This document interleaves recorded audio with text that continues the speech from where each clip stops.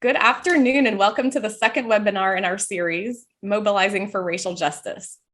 Given the rapidly growing influence of technology on all aspects of our lives, we believe that technology is at the center of the fight for racial justice. This series of webinars are intended to bring attention to policy changes needed to change the systems and the structures of inequality and to advance opportunity and protect communities of color. My name is Allison Scott, and I am the CEO of the K-12 Center, which aims to increase diversity and inclusion across the tech sector, with a specific focus on increasing equity in K-12 computer science education. For the past decade or so, we've conducted research, we've piloted programs, participated in coalitions, and worked with many partners and advocates, including those here with us today, to build capacity across the country to expand equity in computer science education. Today, we will be hosting a conversation about access and equity in K-12 computer science education and how policy change can support efforts to develop a diverse and inclusive tech workforce. So why is this such an important topic? We know that technology is deeply embedded in every aspect of our lives, from the way we work, communicate, learn, conduct business, and travel, among other things. We also know technology is increasingly driving all sectors of our economy. The tech sector currently employs over 12 million individuals, and this number grows exponentially each year. Yet we also know that the tech sector lacks diversity and is not representative of the demographics of our country, leading to increased income inequality, a disparate impact of negative consequences of automation, and ultimately not having diverse talent at the table in product creation and decision-making, and especially in the ways that can protect and reduce harm against communities of color. So we believe that K-12 computer science education is an instrumental and foundational part of the technology pipeline. The lack of access and equity in K-12 CS education restricts the opportunities that all students have to develop computational literacies needed across all fields and careers, and the knowledge needed to effectively participate in our tech-driven society. Just 47% of high schools in the US offer computer science courses, and just 1% of high school students took an AP CS course in 2019, a strong predictor of pursuing CS in college and career. And despite many years of efforts by philanthropy, government, nonprofits, parents, teachers, and students alike, we still have stubborn equity gaps where Black, Latinx, and Indigenous students and girls are significantly less likely to have access to CS courses in their schools, less likely to participate in these courses and gain critical knowledge, and less likely to take that knowledge into their post-secondary endeavors, whether college or career. So the lack of equity in K-12 CS education has many implications for our national economic growth, for our global leadership in technology, and equality in economic opportunity among all Americans. So to invest in the development of a skilled and diverse future tech workforce, we believe we must change policies at the school, district, state, and national level in order to address racial, socioeconomic, gender, and geographic disparities and ensure all students have access to a rigorous computer science education. So today we are thrilled and honored to be joined by leaders in computer science education and public policy to discuss the ways in which we can ensure all of our students are prepared to be creators and leaders in our tech-driven economy. To kick us off, it is my pleasure to introduce Congresswoman Barbara Lee, a champion of CS education, to make some opening remarks. Congresswoman Lee, who we are proud to call our Congresswoman here in Oakland, represents the 13th Congressional District of California and has served in the U.S. House of Representatives since 1998. She currently serves on the Appropriations Committee, which oversees all government spending, and on 3 subcommittees, including Labor, Health and Human Services, and Education. In her role, Congresswoman Lee has been a champion of CS education and tech equity, co-chairing the Tech 2020 initiative to increase diversity in the tech sector, and introducing legislation, including the CS for All Act with Representative Fleischman, which calls for $250 million in funding to support computer science expansion and equity efforts. Congresswoman Lee, welcome. Thank you, Dr. Scott, for that very kind introduction. And thank you so much to the K-12 Center for your advocacy and commitment to improving equity in computer science education. It is truly past time that Congress address the persistent gap for young women and people of color in the field of computer science. Now, according to the Bureau of Labor Statistics, the field of computer science is projected to grow by 22% through 2029, making it one of the fastest growing professions in the global economy. In 2020, however, only 30% of advanced placement computer science exam takers were girls. This disparity is even greater for students of color, as only 6% of test takers were African American and 16% were Latino. As the K-12 Center's 2021 The California Computer Science Access Report shows, only 4 in 10 Black and Latino students who take advanced computer science classes receive passing scores on the advancement placement exams. This just reinforces the urgent need to invest in closing the gap in computer science education. And that is why I'm going to continue to work to increase diversity in tech through my legislation, H.R. 3602, Computer Science for All. This bill would establish a program through the Department of Education to award grants to states, local, educational agencies, also nonprofits, and eligible tribal schools to provide computer science education for students in pre-K to 12th grade. Now, we must invest in preparing our young people for STEM jobs of the future by providing training and learning opportunities, especially in low-income and underserved communities. This legislation, which I actually introduced when President Obama was in office because he announced a Computer Science for All initiative. And so this legislation, yes, it will help to ensure that there is a robust and diverse pipeline of talent into this rapidly growing field. I'm also proud that Oakland itself is an innovative hub, along with neighboring cities like San Francisco and Silicon Valley. Oakland's home to the K-12 Center. Also, it offers many other organizations and resources with inclusion in mind. And so I am so excited to see the work that entrepreneurs and community activists are doing in our community to turn Oakland and the East Bay into a national model for re-engineering the tech industry to better reflect the demographics of the country. Let's keep up the work. Let's keep up the fight. Thank you very much for giving me a chance to be with you. Congresswoman Lee, thank you for joining us and providing some remarks. And thank you for your unwavering leadership on CS education, among many other issues of equity and justice.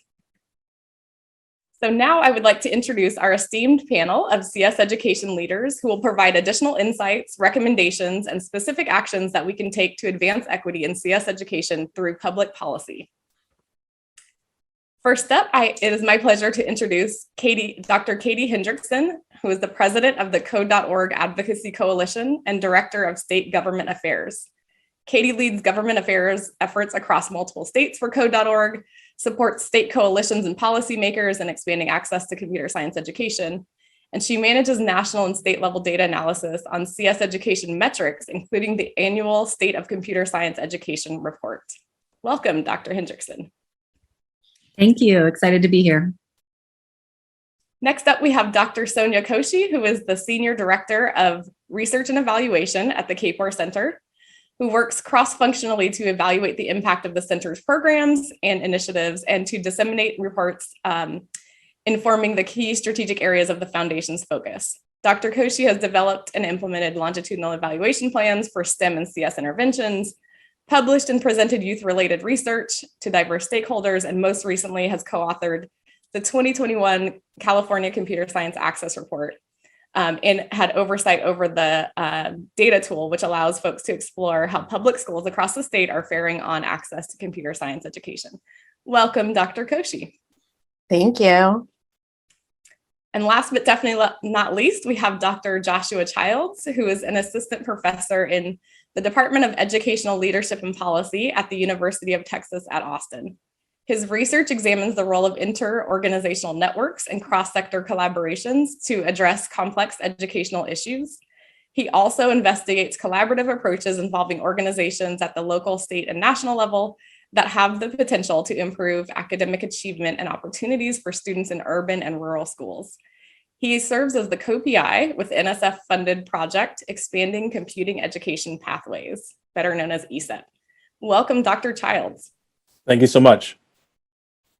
So it is my extreme pleasure to be here today moderating the panel with you all. And so first, I'd just like to start with each of you briefly describing your role and how each of your organizations are working to increase equity in computer science education. And Dr. Hendrickson, we'll start with you. Okay, great. So I have a couple different roles at code.org. So I'll start with the big one of what code.org does. Our mission is to expand access to computer science education in schools throughout the school day, and in particular, increasing the participation of young women and of students from other underrepresented groups. Our vision is that every student will have the opportunity to learn computer science. So to do that, code.org has free curriculum that has both online and unplugged lessons for all of the grades, K through 12. We have high quality professional development for teachers who are new to computer science, and we have a network of regional partners in every state to do that professional development locally. We have the Hour of Code campaign to generate excitement and interest in learning computer science. And then finally, we work to include computer science in the state and federal education system. So that brings me to the second role of what I do, which is working with our code.org advocacy coalition. So the coalition works to bring together education organizations, industry, nonprofits, school leaders to advocate for policies that make computer science a core part of public education. So all of this that we do focuses on expanding computer science to schools that are not currently teaching it, which we know disproportionately affects students of color, of low-income students, students in rural areas, and students in urban areas. But then we also work to recruit more diverse students into computer science and to support them on their journey so that they persist and continue to study computer science. Thank you so much. And I can't wait to dive deeper into some of the promising practices that you've seen amongst all of the work that code.org has been leading. Thank you. Dr. Koshi. All right, so Allison, you've already touched upon the K-4 Center mission, but again, broadly speaking, the K-4 Center aims to transform the tech and entrepreneurship ecosystem by addressing the barriers to entry and retention across the tech pipeline. And I think for the research and evaluation team specifically, we work cross-functionally and across teams to really inform the design and implementation of strategies, practices, and policies to really get to that end mission statement. And with all of these things that are coming out with respect to the research, as well as the findings of our different evaluations, we really hope to increase research-driven practices and policies so that we can transform the future opportunities for underrepresented individuals, families, and communities, and ensure that they're able to participate in the future workforce. Thank you, Dr. Koshi, and welcome to our youngest research assistant, Ava Koshi. Next up, Dr. Childs. Thank you, Dr. Scott, and thanks for the invite. I'm honored to be joined by everyone. So so my role is a little different than the two previous speakers, where I'm, my main focus, my main job is as a professor here in the College of Education at the University of Texas at Austin, but also have the unique pleasure to work with several other co-PIs on the ECEP project, where our work is really about seeking to increase the number and diversity of students in the pipeline to computing and computing intensive degrees by supporting state level computing education reforms. And so we try to propel and encourage states and state leaders to engage through interventions and pathways and partnerships and models that will drive state level computer education change. And our work is really to help support that change and help provide research, data, evaluation, convenings, and ways in which we can pollinate the CS education ecosystem so that good ideas and initiatives can come to the surface and that we can see all of our student communities and our teaching workforce be involved in CS education and see it expand across the country. Thank you, Dr. Childs. And yes, I'm really looking forward to hearing about some of the promising practices coming out of ECEP as well. So I'd like to start another question, Dr. Koshy, with you about here in California, which is where the K-4 Center is based and also home to Silicon Valley and some of the most profitable tech companies in the world. If you could tell us a little bit about the current status of CS education in California.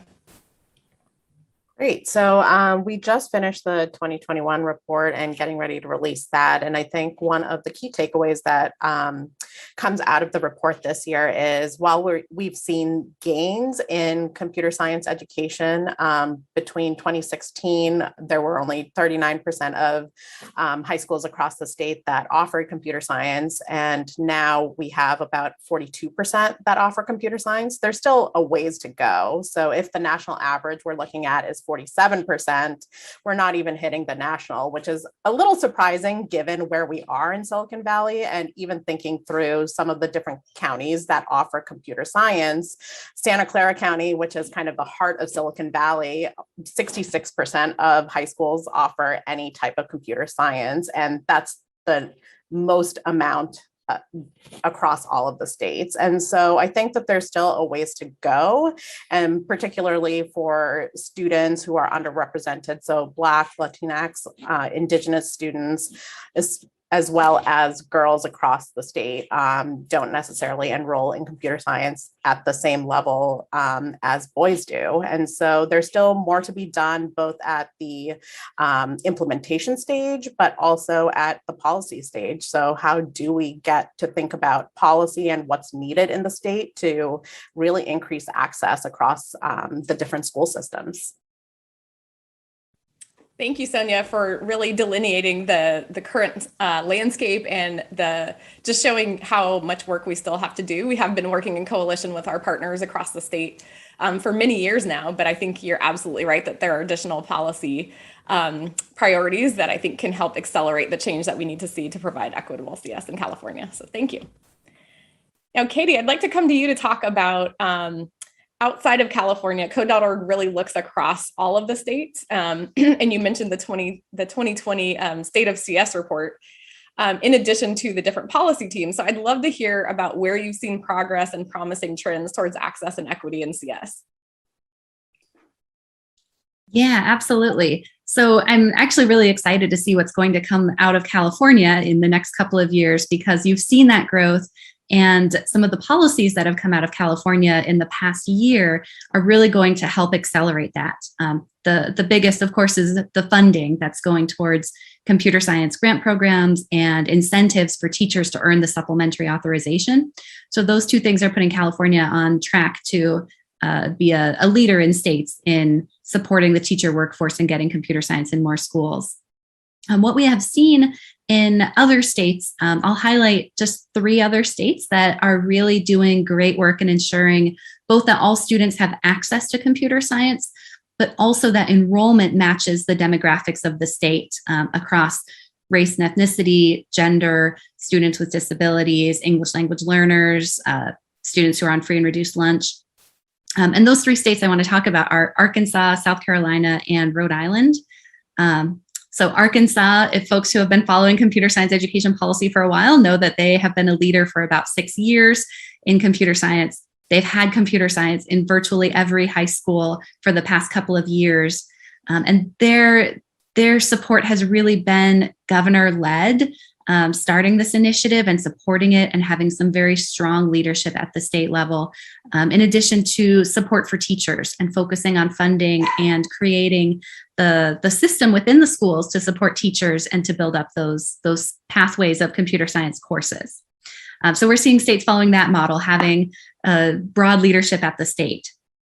South Carolina is also doing really great work.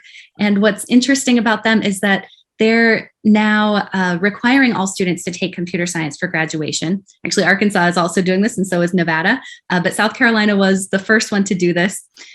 They actually had a computer science graduation requirement in place since the 80s, but they allowed a lot of different type of technology courses to fulfill that. So they really weren't reaching all students with computer science. So in 2018, they developed computer science standards for the first time and realized they needed to align that graduation credit to the computer science standards. And since doing that, they actually have 21% of their student population enrolled in computer science, which is phenomenal. I think that's what we'd expect to see. They are just ahead of all states in ensuring that more students are taking computer science. And it's because of this old graduation requirement that really didn't do what it was intended to do. And then they really fixed that in the last couple of years. And then finally, Rhode Island is another fantastic example because they have taken a different approach with really a grassroots approach to reaching out to schools and building up school leadership without mandating that schools teach computer science. So they also have a governor-led effort, but they're looking at it from a more grassroots perspective and making it sustainable in that way. So, overall, I think we're seeing states kind of following these different pathways and filling into these different buckets. But we are seeing focus on the K-12 pathway on both the K through 8 side of things, as well as the extended pathways in high school. We're also seeing a really great opportunity right now to expand computer science with all of the new devices and broadband access that we've been seeing over the past year or two. It's a great opportunity to learn computer science because we don't have those barriers in place anymore. In most places, I should say. There's still those barriers in some cases, but in many cases, it is no longer a barrier. Thank you, Katie. It's really great to hear about what's happening in different locations and to also hear about the processes and procedures that they use to get to that change, and what some good lessons learned are for both other states and for on the national level. So Josh, the ECEP Alliance has also been a really powerful community for driving statewide policy change. Can you give us some insights into some of the policies or practices that you've seen lead to increased access and equity across states that are in the ECEP Alliance?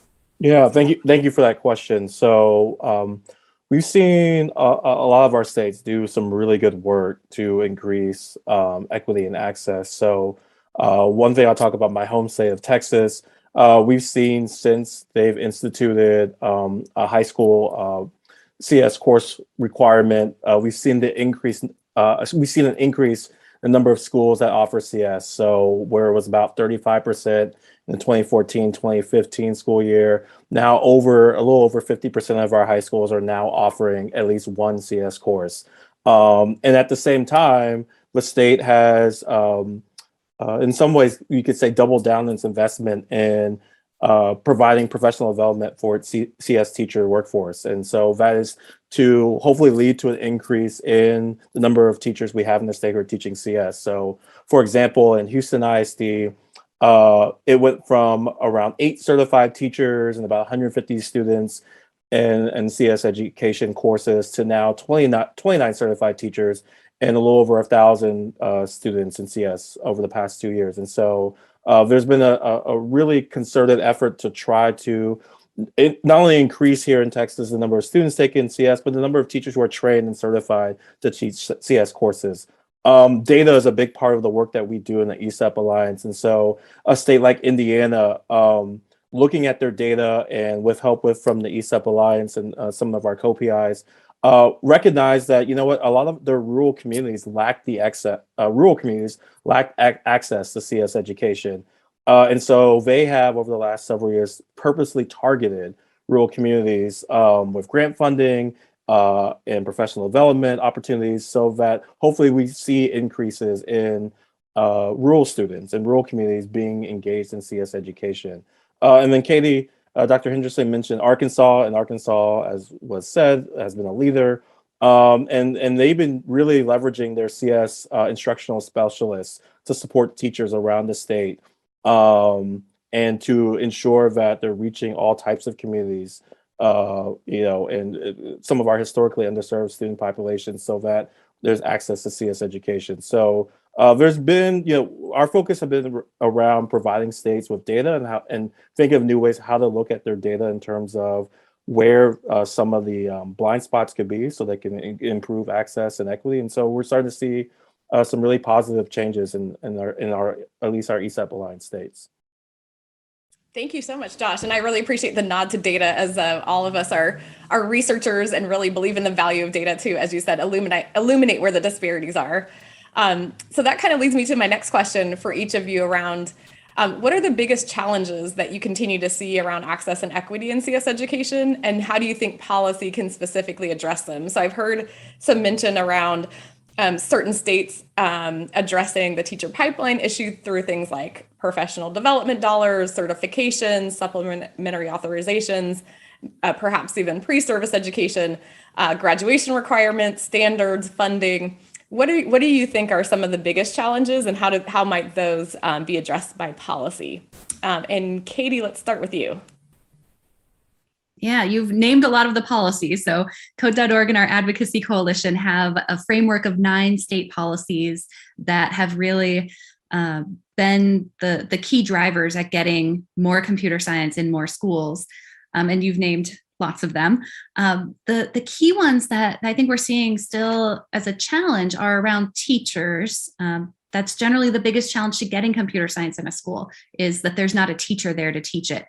So one policy that we're seeing some movement on, but a lot of states still haven't done this yet, is addressing the pre-service pipeline, and in particular, broad pre-service education for elementary teachers or for middle school generalist teachers who are going to be possibly teaching computer science in the next 10 years as part of their teaching of all of the core subject areas.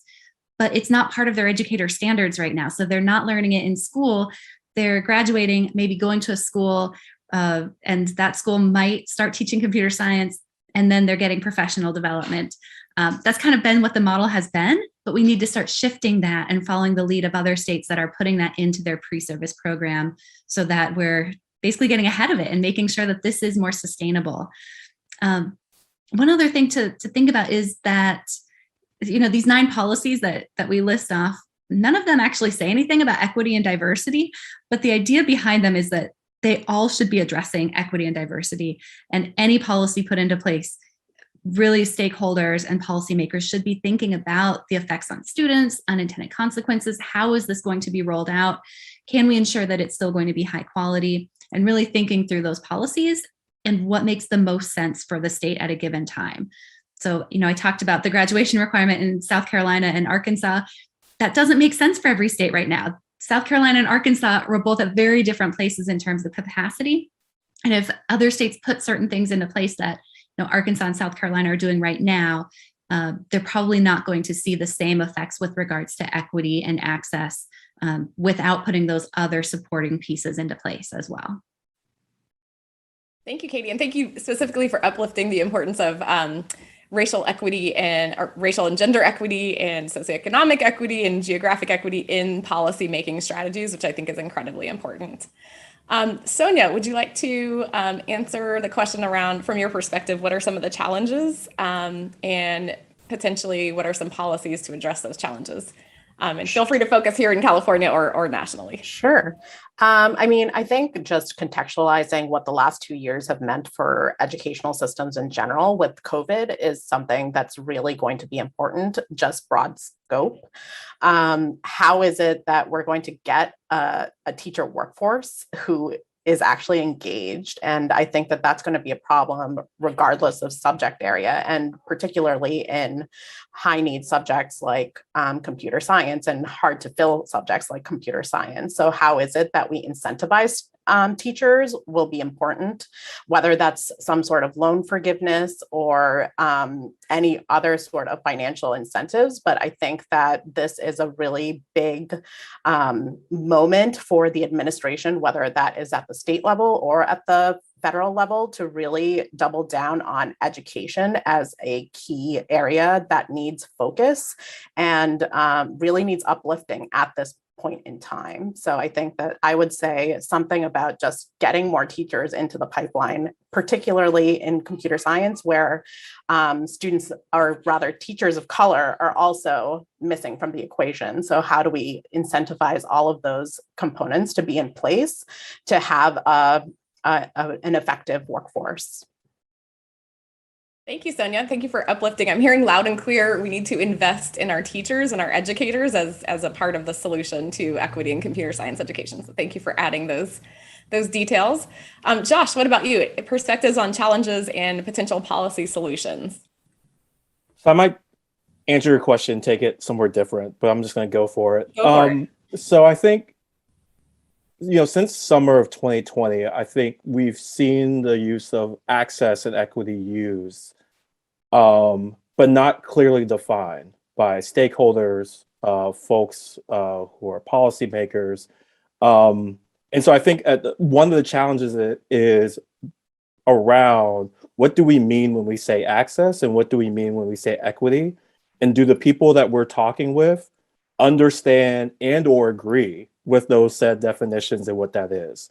So for me, for example, if we're talking about equity and race is not centered, then it's not equity. But equity could, but also recognizing that equity could also include other things according to other people. So I think that is one of the biggest challenges. And you're seeing this with the whole conversation around CRT and everything else. Like, just what are we meaning when we're talking about this thing? And then I think once we get to that point, then we can talk about what kind of policies can address, because we can continuously talk about we need more teachers, we need more students to have awareness about what CS education is.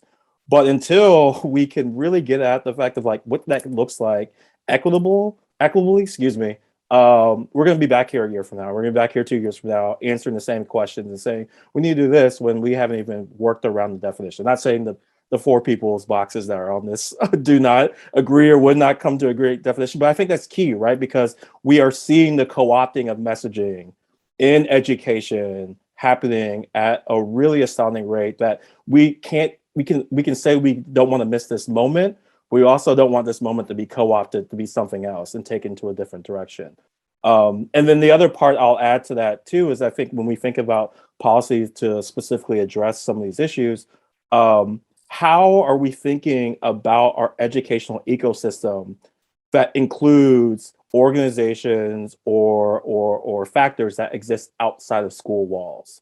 So thinking about our public libraries and our public parks, thinking about the other places and spaces that students and people who work in the educational system traverse every single day, and how can they be part of our policy solutions and implementation? So it's computer science all day, every day, 24/7, whether I'm inside the building or outside the building. And I think we need to also be thinking about how do we include these other spaces and other parts of our educational ecosystem, because if we just focus inside the school with our policies, we might be missing important people, important stakeholders, important ways in which we can engage students who may or may not be showing up every single day to CS 101. So how do we reach those? How do we reach those students and so forth? So that's where I think it. Maybe I took us somewhere different, but for me, that's where I think some of the challenges and where some of the solutions can be at. Thank you. No, you were right, spot on. I heard two incredibly important points. One is that we need to have a clear definition as we are thinking, like a clear definition and framework for policy making as it relates to increasing access and equity in computer science. And then the second is who's at the table with us in creating that framework and creating the policies to ensure that we're not missing folks and that we're paying attention to the entire ecosystem where our students and families live and thrive. So excellent points. Thank you. So shifting just a little bit and thinking, okay, we have a lot of examples about what's happening at state and local levels.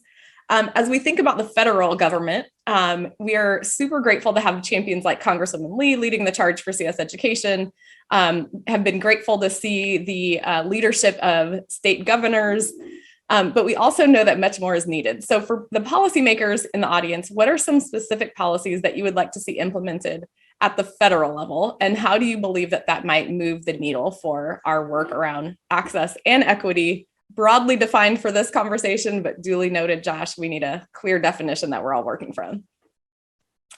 Katie, I'll start with you.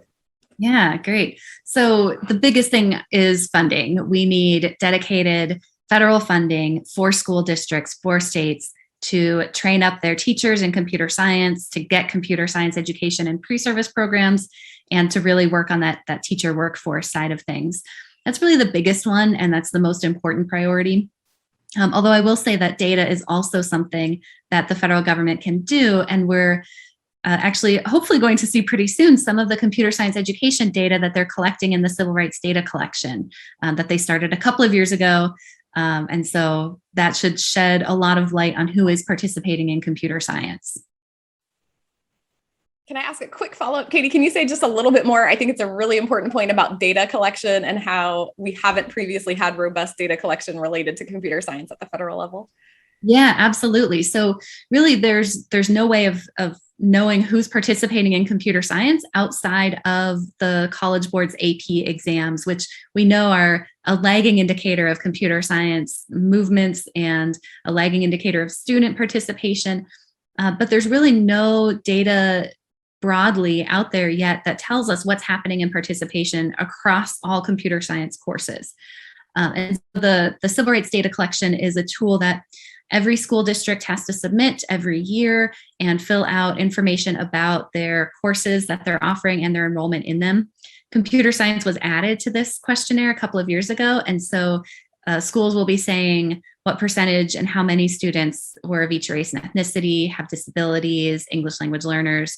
There'll be a treasure trove of data to know who is participating.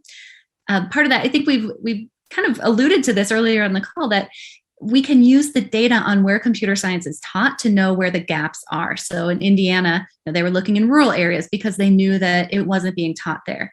So that's where this data is going to be incredibly helpful to highlight where these gaps are.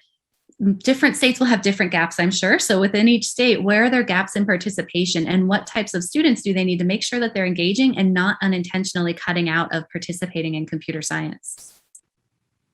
Thank you very much, Katie. Sonia, any follow-up thoughts that you have around at the federal level? Are there some specific policies that you would like to see implemented? Now, again, I feel like I touched upon it a little bit, but really thinking through the strategy of diversifying our teaching workforce. And I think that would, that in and of itself could really open up and expand the opportunities for students. And that could look in many different ways to, again, thinking through funding for incentives for teachers specifically. And then I think the other component that Josh touched upon earlier is what does participation look like, and like what are we preparing our students for? And that's a conversation that needs to happen at the federal level of we're collecting data, but at the end of the day, towards what? Are our students going to be better prepared for whatever the future is going to be as a result of whatever data that we're collecting? And so just transparency around what does success in these types of tech roles and what does success in school participation even mean? Thank you, Sonia. So I'm hearing that we need a broad national vision for computer science education from the federal level. And also, I appreciate the nod to diversifying the teacher workforce, which could go hand in hand with some of the other ideas around professional development incentives and specifically pre-service pathways as we're thinking about providing or creating new entire pathways for preparing teachers and making sure we have an eye towards diversifying that workforce. Josh, what are some ideas that you have about policies at the federal level? Yeah, I like this question. So for me, I think I would focus around school leadership. I know in the computer science world, there's a lot of focus around teachers and students, but I think there's an important component, which is like who's leading the schools. And one, I think it's whether they, when they come into the building, into the new job, or even at district leadership, what do they already know about computer science education? So my department, we train aspiring principals and superintendents, and I can say we don't. There's nothing we're telling them about computer science necessarily. They either know about it beforehand or they find out once they get in the job. And so I think to Katie's point about funding, how do we fund and provide additional support to universities that where most school leaders and superintendents are trained, and that can really funnel and focus dollars around CS education, so they learn, so our future leaders can know about it, know how to support teachers, because if we're adding and diversifying teachers into our school buildings, you need leaders who are going to support them, or those teachers are going to be gone very soon after, right? So how do we support? How do leaders support CS teachers and provide professional development opportunities? And then how do they provide the right curriculum and learning opportunities for their students to engage in CS curriculum so that they can create within their own school a CS ecosystem, essentially. So I think for me, I would like to see more effort from the federal level on our school leadership, and particularly around preparing them and teaching them and giving support around computer science education. Thank you, Josh. Incredibly important point. As you were talking, I was also thinking not just the school leaders, but also the board level, the county offices, superintendent level, all of the levels of leadership that have influence over what's being taught and how it's being taught in our schools. So I think that's an incredibly important point. So shifting a little bit, is there a role for the tech industry to play? I know Katie, Code.org has, the tech industry has been incredibly supportive of computer science education in many ways, and also of Code.org specifically, also of the K-4 Center. How can tech companies and employees be advocates? Is there a larger role for the tech industry to play around advocacy efforts as we're thinking about federal and state policy? Yeah, I mean, absolutely, always. It's incredibly important for the tech industry to help advance those state policies and federal policies to support computer science. They can make it part of their policy agendas and make sure that they're coordinating with, the folks there in the states who are already working on this and have efforts underway. It's definitely a role for the tech industry to play in both state and federal policy. Great, thank you. Sonia or Josh, anything you want to add about the role of the tech industry? I would say that I definitely agree with Katie on the need for tech to be involved in the federal policy level, but also how is tech changing their internal policies to be more inclusive, and how is it that we can push tech to be a place where students of color feel welcome and that they're a part of this ecosystem? And are we building that type of an industry is the question that I want tech to address and also start solving for. Very important. Thank you, Sonia. Totally. I would just, I love what Sonia just said. So I would just echo that. And I think, how do we think of tech? There's a forthcoming paper by Stephanie Marshall and Ian Groom that talks about the role of tech in computer science education. And one of the key things I remember from reviewing that paper is they said that like an equity agenda, if we're including tech, cannot be just grounded in capitalistic motivations, right? Like rather the agenda needs to center on the needs of minoritized communities and hopefully a future and more diverse minoritized workforce. And so how do we think about including tech to think not only just for their own bottom dollar, I think that's the right way you say it, but like also for how we can go about improving societies and for the betterment of certain communities. And so I love what Sonia just said. I just echo that. You only have to put that as part of the recording. You just use hers. Thank you, Josh. And I can't wait to read that paper. So please do share it with us. And the one, I know I'm only supposed to be moderating, so I'm just going to add my quick comment here is I would love to see tech move beyond engaging around the entire diversity across the entire pipeline, move beyond just like the CSR budget supporting some computer science education as a nice to have project, but like deeply engaging in some of the systemic change that you all are mentioning. So, okay.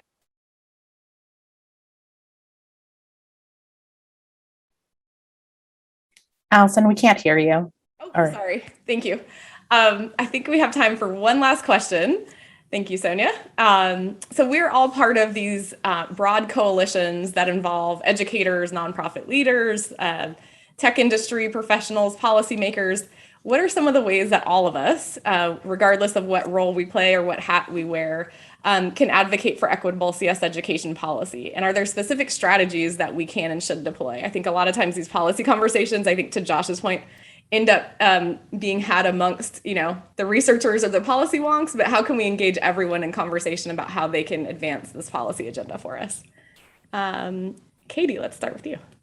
Yeah. I think in many states, there's efforts underway. There are ECEP alliances, there are CSTA chapters, there's the Code.org Advocacy Coalition, and we have coalitions in various states where there's strong policy movement and potential. And so joining in with those groups and seeing what is existing and what is happening can really go a long way. And you've mentioned, Dr. Scott, the Code.org CSTA and ECEP report, the annual State of Computer Science Education. There are some suggestions there. There are resources. There's data. So you can start by analyzing the data in your state and seeing where the gaps are and what needs to be done, where the gaps are in policy, can see what other states are doing and see what might make sense for your state. There's a lot of ideas in that report. New report is coming in November, so a couple of months away, but hopefully everyone will look out for that as well. I think there's people in every state who are working on this, so more folks, the better. Join those efforts. Great, thank you for those suggestions. Sonia.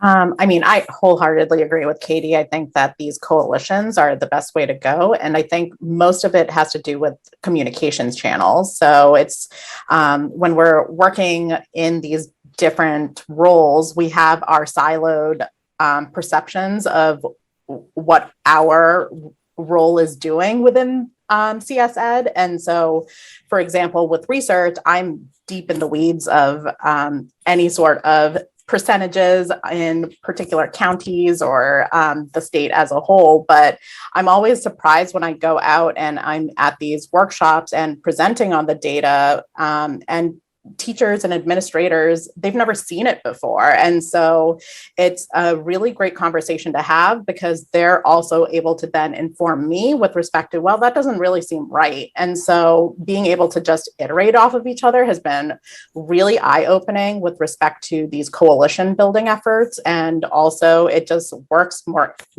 effectively in terms of there's not as many loops to close because you have this dedicated time and dedicated effort towards this grander vision.